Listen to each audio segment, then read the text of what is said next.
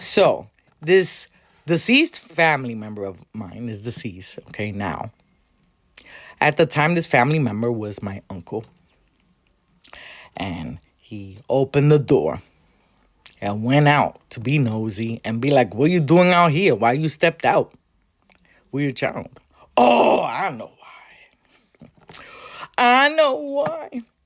Says, man, shoot.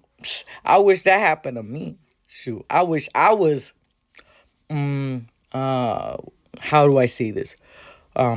Trolested. Yeah. Shoot, I would love it, He was into the same sex. And I'm like, which is not for nothing, but you're putting a bad name on that. But yeah, it was like, oh, that's why you here? Sure, I wish I was Celested.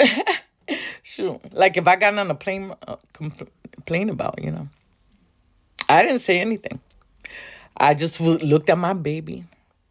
And I said, you know what? I'm not going to let this poison affect me because it's going to affect my mothering.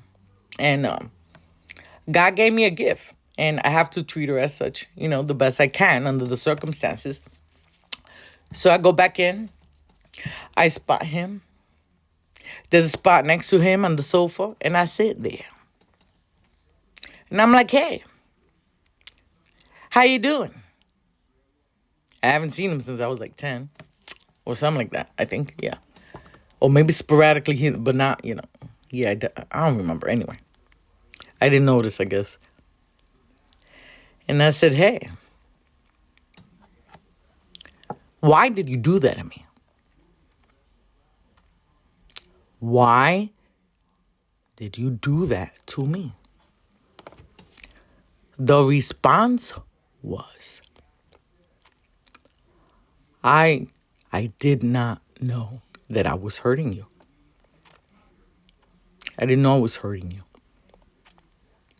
And that pretty much told me everything. And I went in. I saw my aunt. And she was crying. And she was angry at me and pushing me. And and I'm like, what's going on? And my baby's crying. And she's with her and all that. And I didn't understand what was happening. But then I figured, my uncle.